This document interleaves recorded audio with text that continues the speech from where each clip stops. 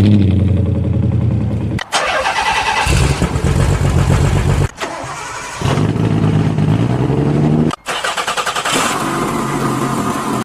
everybody, welcome to another episode of Car Addiction. Today I'm going to add another tick mark in my list of bad financial decisions.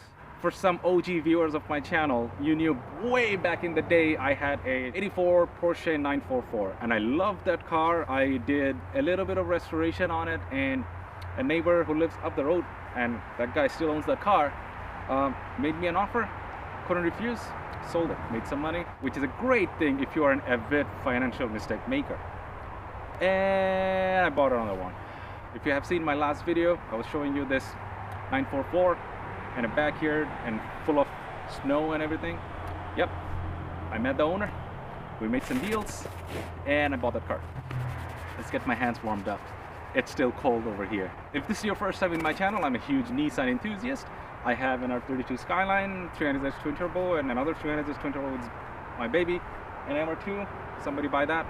Next era, it's a pain in the and a Hyundai Santa Fe, which will be a torture test subject for me because, you know, they're a piece of junk.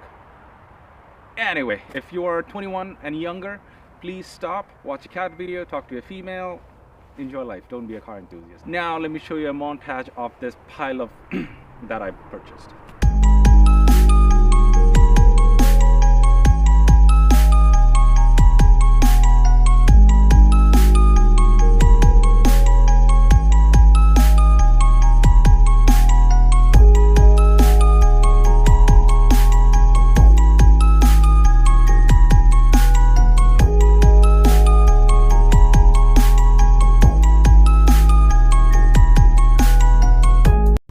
As I said earlier in my last video, this year I'm going to show you guys a lot of the backing stuff that I do. Today I'm going to show you some automotive archaeology. There's so much stuff in here, I have no idea what's in it. So we're going to go through everything, and previously I purchased vehicles with stuffs in there that some of them I can't even mention it, and crazy things. So let's go. I really wish this toolbox came with the vehicle, but I ain't that lucky. All I have is this, which is a 10 and an 8 mil. I don't mind it. You can never have enough 10 mils. The air intake, it says it has a K&N sticker in it. It does not have a K&N unit in it. It has a Fram because I can see through it. Not sure if we're going to use it because there is an aftermarket unit available over there. It's the intake, which is off the vehicle. Throttle body, this needs to be cleaned. This is fine. I wonder what's in it. So full disclosure, yesterday when I picked up the vehicle, I opened the door, there was a box of McDonald's food in it with fries and stuff, and the owner looked at me and he's like, that packet is 4 years old. So we opened the fries, and the fries were as if they were from yesterday. I should have just whipped out my phone and made a video. And the owner said, if you take a bite, I will take a bite. And I said, you can go to hell. Nothing in it. Wah, wah, wah, wah, wah, wah, wah. Yeah, it goes in the garbage. This is the missing front bumper. That's why it looks a little weird. The thing is, it's full metal. It is missing some paint and bunch of stuff, but it's fully restorable. The lights are here, which is a bonus. So yeah, that's gonna be in the parts bin. Parts carrier, but it's, that's it. Oh, there's a lock cylinder in here. The fuel rails with the injectors, vacuum lines, fuel pressure regulator. By the way, Porsche 944 is a vehicle that's made off an Volkswagen parts bin. So back in the day, this was supposed to come under a Volkswagen flagship, but I don't know what happened. I will do my research and I'll make another video and tell you guys why it's a Porsche 911 instead of a Volkswagen. Fuel filter, I'm gonna need that. Same fuel filter as a 90 Subaru. Now, if you noticed, the driver's side is missing the handle. So this is the driver's side handle. So the lock cylinder is from the driver's side handle. He was probably just swapping it. That's the plate holder for the bumper. A couple of pieces of chicken. Taco! Taco Bell. And the aftermarket intake I was talking about, it's a Bosch unit. Well, this is factory, and then this part literally plugs into that section. But somebody, watch this, somebody punched out a plate, welded this, and put this cone filter in it. I guess it will do the job, but that's a better job because this is sucking in hot air. The other one is sucking in cold. The carpet really doesn't look too bad. Let's zoom in. Well, the reason I brought you guys closer because I want to see what's under here. Oh, look at it. Nice. Beauty. This is from back in 1984. Has never been used. And it's a Space Master. Basically what happens is if you put air in the tire inflates and, you know, makes it look like a tire. But you can only drive very short distance and with a very limited speed. So after all these years, these are a hazard if not anything else. So if you have one of these old tires, don't use it. Remote speaker kind of thing. And he left his fancy laptop for sale. Oil. Turtle wax. Man, there's a lot of these. Either he robbed a counter with all of this stuff. Rubber cement. This is good. Let me call this guy. Hopefully he picks up. Hello. Hey, how's it going? Good. Hey. I found your laptop. Which one? It's HP, right? Yeah, with the Yeah, oh. it's junk. All right. So I was like, here's a laptop. I looked into the underbody. Okay. For the age, it looks fine. It's just the front lower control arm has a little bit of surface rust in it, but other than that, no. A little bit. Yeah, that's not too bad. And those are the steel ones too. So Okay, that makes more sense. Yeah, but the body itself, it's fine. There's a little bit of somebody probably bumped in or something. It should pop out on the driver's side. Yeah. Have a great day. Okay. Yeah. Thanks. Take care. Take care. Bye. Bye. This would be pretty crazy if I crack it open and this thing still smells good.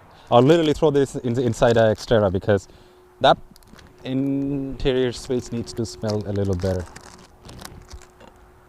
Oh! It does not smell good. I took a second whiff because I'm an idiot. I thought maybe... First of all, these seats are made in 1984. For a seat that old, they did really, really good. The door trim over here, I also like it because it held well. Usually all of these, this section at least, they crack very well. So that's a plus point. I have yet to see a 944 dash which is not cracked. It's a very common thing for these to crack. This is nothing different. This section is pretty explanatory. Like for a car that old, the steering held up really well. It looks very fresh. So this roof stayed open and this car sat outside for 4 years and the interior looks good, which is a feat on itself. All right, so this is the section where I talk about the bad. I'll add some pictures of the underbody because I couldn't put the camera in over there. It looks good, except as I mentioned on the phone, the lower control arms in the front. It's a little rusty, but it's surface rust, nothing is through. And probably gonna have to change them anyway. Let me show you guys. Hood struts, after all these years, still works. Surprising. As I said, yeah, the head of the motor is just sitting. So the motor head, it's off the motor. All sorts of stuff is off. This motor has lots of water accumulation and I'm pretty sure the pistons are seized. It's not worth to rebuild it. This car came with an extra set of motor, which is fine, but I'll show you the motor in a bit. It's best to rebuild that motor and plop it in and everything else should be fine.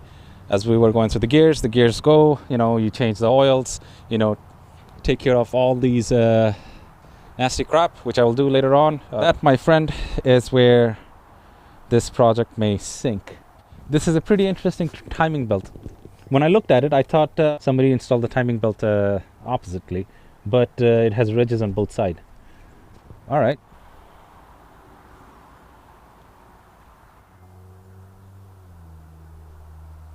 All right, so what do I want to do with it? I don't know.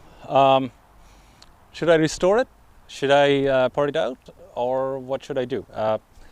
Leave it in the comments. Depending on what kind of reaction I get, I will proceed, and hopefully you guys will actually stop and hit the subscribe button, because I am in need of subscribers. As you can see, I have a tiny channel, and the revenue I generate from this channel is not sufficient to actually fund a build like this. That's why I always start my videos with a warning about financial mistakes, which these are.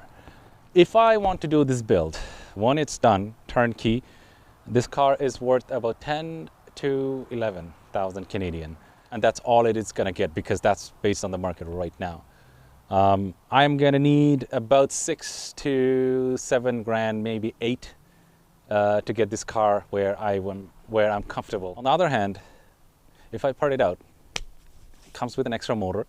That's a 85.2 motor. I called around, the cheapest quote I got was $3,000. I can probably plug that motor for $2,000 like that. Tranny is $1,000. I can plug it then and there. The interior is in a very good shape. I can probably get $500 right over there. That brings me to $3,500. These wheels, these are old school 911 cookie cutter wheels. They're very, very desirable. I can probably plug this set for $2,000. That's $5,500. Once I'm done with all of this, I can, because the body is perfect, I have all the parts to it, I can probably just sell the rolling shell for a motorsports application. Somebody's looking to put an LS swap or whatever, because it has a registered ownership and everything. $1,500 all day, $1,000 let's say. So that brings me to $6,500. I paid $1,000 for this, everything. So I can walk away with $5,500 or about $5,000, or I can drop $7,000 to $8,000 and possibly walk away with 2. That's a tough call. That's a tough call. It's a lot of money. The difference is a lot. Tell me what I should do. Leave it in the comment. And if this is your first time, hit the subscribe button. And there's a lot more videos coming on this, on my Skyline and the 300ZX. And this piece of, yeah, I'm gonna start working on it before I start working on this one. One of the reasons came because we had to set up some time to finish the MR2. Please subscribe and don't skip my ads.